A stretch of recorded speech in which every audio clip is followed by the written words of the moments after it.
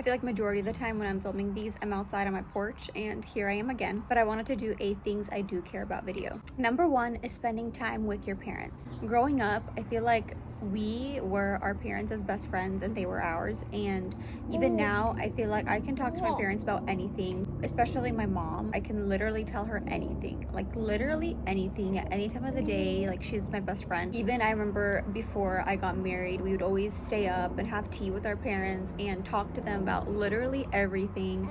So I think that's one of the most important things to me, is having a good relationship with your parents. If your relationship is toxic with your parents, then that really sucks. Number two is your health and taking it seriously. I feel like I'm the first person to always take my health seriously. Like, if something is wrong or if something is going on, I'm always searching things up, and it's probably really bad, but I don't know, I feel like I'm just the kind of person just to take health seriously, because life is too short and your health is everything. So next is how you treat your friends. If your friend is telling you a story and you're not even looking at them, you're not engaging with them, why are you even their friend? Or if you're friends and you talk crap about that person that you call your friend to another person, what are you doing? Like, if you're a genuine friend to somebody, you are gonna be engaging with them, talking with them like almost every day. You always know what they're up to. You can tell them anything and you trust them with your life. The next thing is making time for mental health and self-care. Mental health is so important because just like your physical health, you obviously need to take care of yourself mentally. So even going on a drive for me is like mind clearing already. Going to get a coffee, leaving the kids, and having like a self-care day, like that is so important to me, and that is something that I'll always love doing. The next one is I care about how late the kids stay up.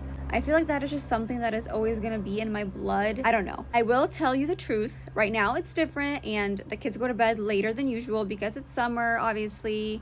They're out later because it's lighter out later, and we're out, at the park, at someone's house. So right now it's different, and they do go to bed a little later, but usually on like a regular weekday, and if it's winter time, then their bedtime is always 8:30, and I try to have them in bed by 8:30, 8:45. It is hard, especially now because they're a little older. You'll never catch me letting my kids stay up past like 10:30, 11 o'clock just because I want to, or just because they want to stay up.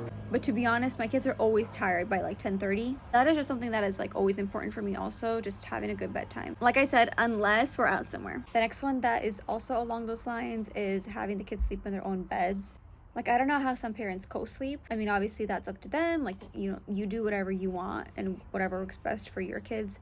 But me and my husband are really strict with having the kids sleep in their own beds. I need my room. I need my space. Like, and I feel like as they grow, it's just going to be harder and harder to let them not sleep in your own beds, because then they're going to be thinking that they can just fall asleep in your own bed and then come to you in the middle of the night whenever they want to. And believe it or not, our kids do that. Like, our kids to this day come to our bed at night. But I feel like they're getting better, because now every time we tell them to go back to their own beds, they actually listen. Back in the day, they would not. They would just stay in our bed. It's different if it's the morning and they're already awake for the day and then they come into our bed. That's different. Like, we let them lay and lounge with us all they want, but it's like at night and bedtime. Next is leaving sick kids at home. If my kids have a terrible cold, a flu, whatever it is, I'm letting them stay home until they're better, because I would not want to come somewhere in public and have someone else's kids get sick from my kids and then get blamed.